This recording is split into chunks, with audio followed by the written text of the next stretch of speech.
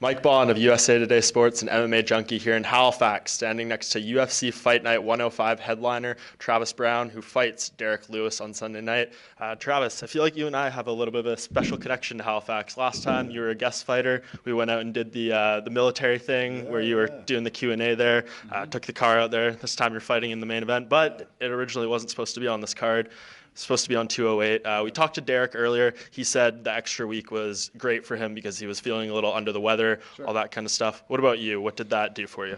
Just give me an extra week to prepare to whoop his ass. You know what I mean? That's all it did. So, it was fine. I mean, it was no big deal. We just added rounds, the amount of rounds to the training to get ready for a 5-round fight. If it goes that far, I don't think it's going to go that far. Do you? I mean, prefer this being the main event, more spotlight, being on the posters, all that kind of stuff, or would you, considering, the last couple fights haven't gone your way, maybe fly a little more under the radar, less pressure, less attention? Man, if you're the main event or the first card on the fight, there's still that pressure. You have to come out there and perform. You have to come out there and win. It doesn't matter, whether you're on the poster or not. If you lose, then that's still a loss on your record. If you want to get caught up in the hype and all that kind of stuff, then you're doing yourself a disservice, in my opinion. So for me, it's just about going out there and getting a win. Yeah, and we mentioned the posters. I mean, we're looking here. What's your thoughts on this? You have Derrick you're down there at the bottom. He's bigger, hovering over you. Do you like this, or are you not a fan? Let me see. They get a good picture of me? I don't know. That's a decent picture of me. I mean, I don't know how he feels about it. He's kind of the more center of attention here. But, I didn't get into the sport to be like the main focus on a poster. I came here to knock people out. So I don't really give a shit about poster. Fair enough. But do you feel with the way this is laid out, maybe they're trying to push him as, the next guy? He's getting a lot of, promotional push. There's a lot of momentum behind him right now. Yeah, they're going to have a harder time promoting them after I'm done with them come Sunday. So, whether they want to push him or not, whether, I've heard that he's trying to use me as a stepping stone or something like that. But it doesn't matter. Not going to happen. We're going to get into a fight. You know what I mean? That's all great. That's all, fine and dandy. But when it comes to Sunday, the octagon door is going to close, and we're going to be able to duke it out. Yeah, and I imagine you don't need any added motivation going into a fight like this, but he said some personal things in interviews. Have you caught wind of any of that? And if so, what do you make of that? Is it just fight talk, or does he say anything that, crossed the line?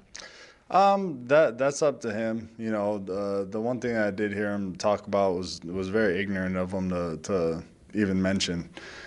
So, it is what it is. But, he'll the great thing about this sport is that you're going to be held accountable for your words come fight night, and I plan on doing so. And him as an actual fighter, impressed by him? What do you make? He's won 5 in a row. Only fighter in UFC history to have their first 8 fights, one way or the other, end in a knockout. Mm-hmm. So he seems to, he brings the excitement, what fans want to see. But are you impressed? As an athlete of him, with him being able to come on board and do what he's done in such a short amount of time, you have to be. He's a great, he's a great, exciting new face, new blood to the sport, and that's all good for him. So.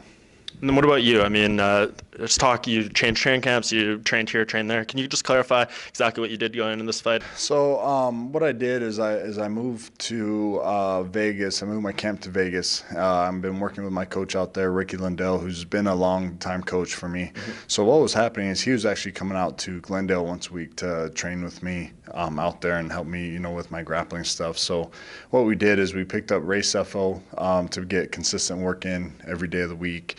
And then we also have Edmund coming out to Vegas to, once a week, just like how Ricky was to put in work. And all of us came up with a game plan to go out there and knock this dude out.